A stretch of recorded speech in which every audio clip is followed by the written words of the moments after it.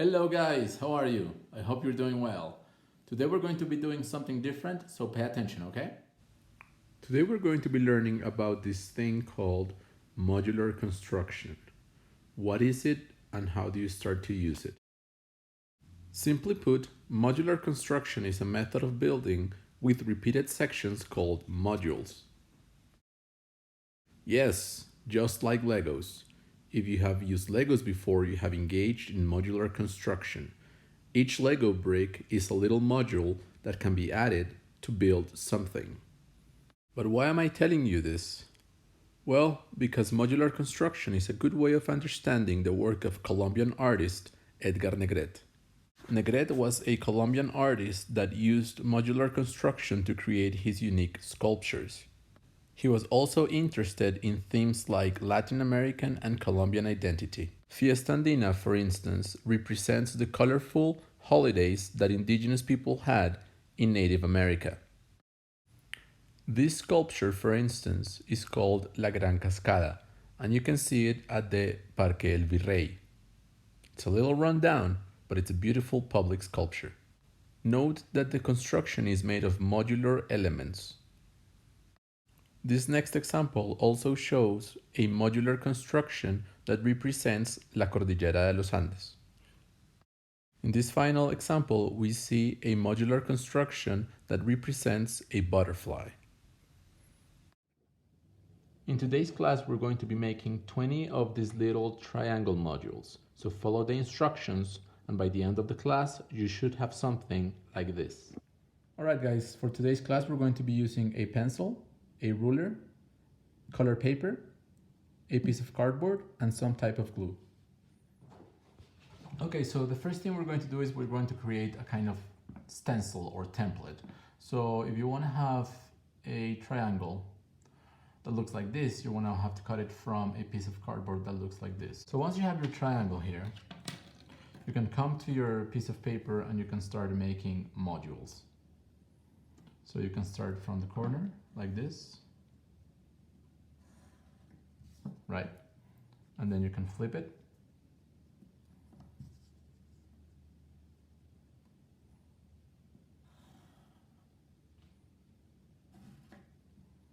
And then maybe you can make a third one like this.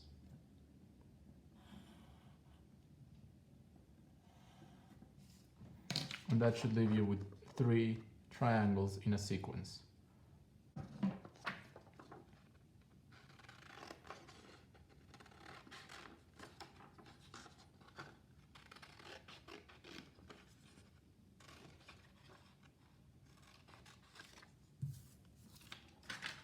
Okay, so now you have your module.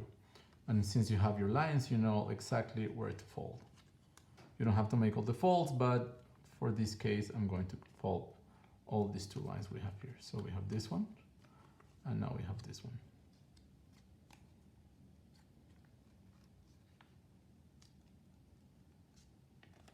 Right, and that leaves us with a very nice module that we can work with.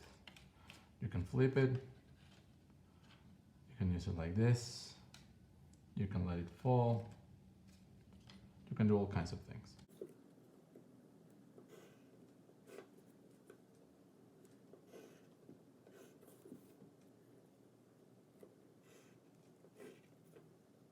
And you can start making combinations like maybe something like this. Right, so you have 3, but they're in a different position. So 1, 2, 3, 1, 2, 3. Let's cut this one.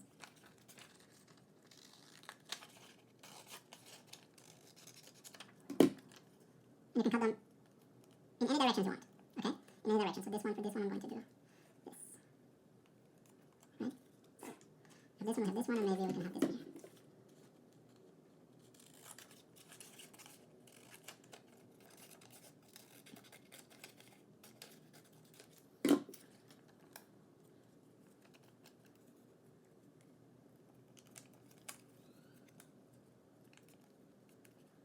Okay, so now I have 3 modules, right? Let's cut 20 and see how we do.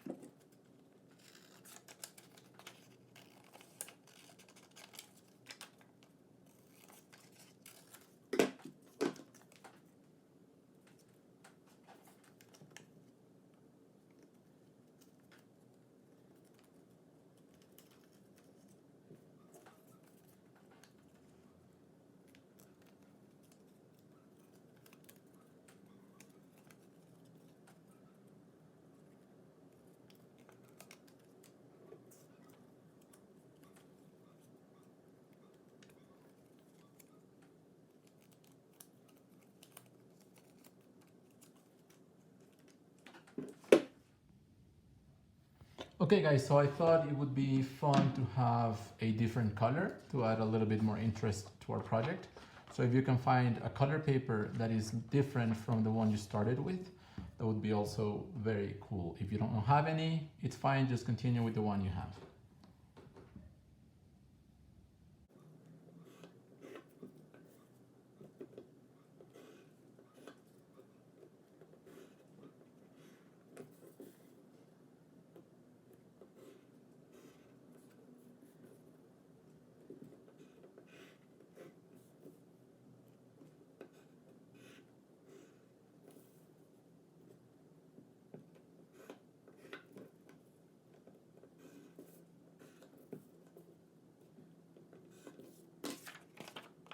One, two, three, one, two, three.